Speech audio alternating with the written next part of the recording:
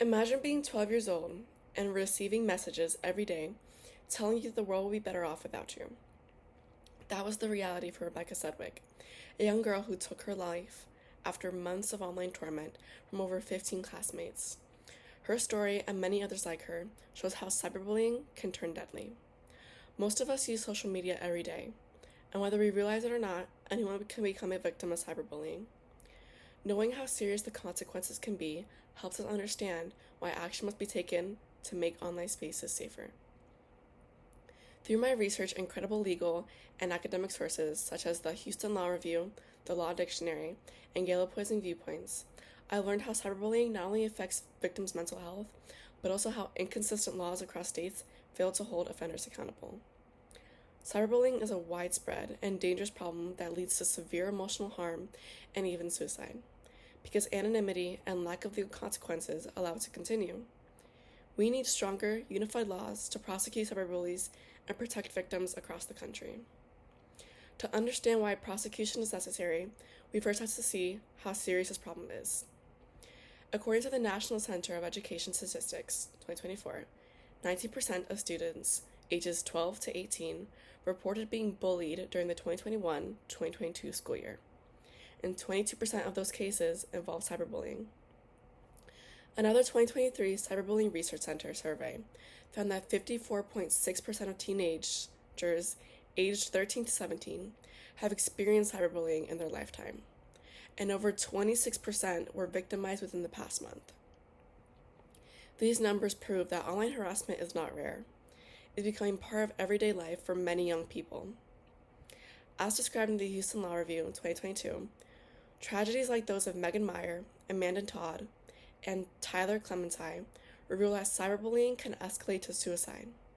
Suicide is now the second leading cause of death for people ages 10 to 34 in the U.S. Victims often experience depression, self-isolation, and emotional trauma that can lead to self-harm or even death. But why is cyberbullying still such a difficult issue to control? Well, according to the Law Dictionary 2023, it explains that while 44 states criminalize cyberbullying, but penalties vary drastically, from small fines to felony charges. States like Texas classified it as a misdemeanor, while others like Michigan can charge it as a felony if the harassment causes injury or even death. However, no federal law specifically addresses cyberbullying, leaving a confusing patchwork of protections across the country. Online anonymity makes things worse. Gale Opposing Viewpoints 2024 explains that cyberbullies can hide behind fake accounts, unregistered numbers, or anonymous social media profiles. Because most cyberbullying happens off campus and outside school hours, schools have limited power to discipline offenders. This lack of accountability allows bullies to continue harassment without fear of punishment.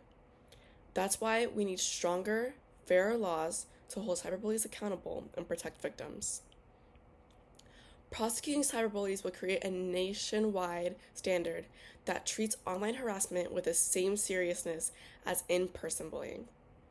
Issues and Controversies 2019 and Houston Law Review 2022 argue that consistent federal laws could deter repeat offenders and help law enforcement respond more effectively.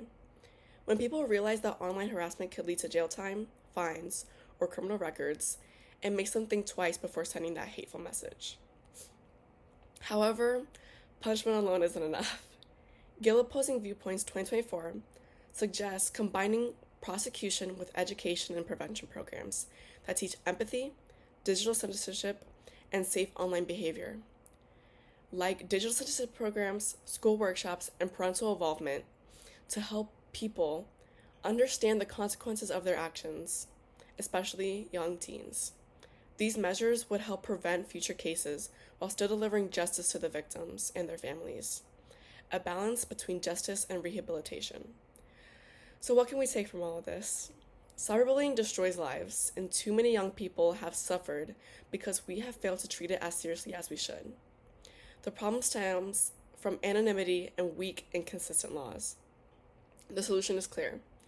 Prosecute cyberbullies and create stronger, unified protections for its victims. We can't bring back victims like Rebecca Sedgwick or Amanda Todd, but we can honor them by demanding justice and making sure the next victim of online harassment gets protection before it's too late.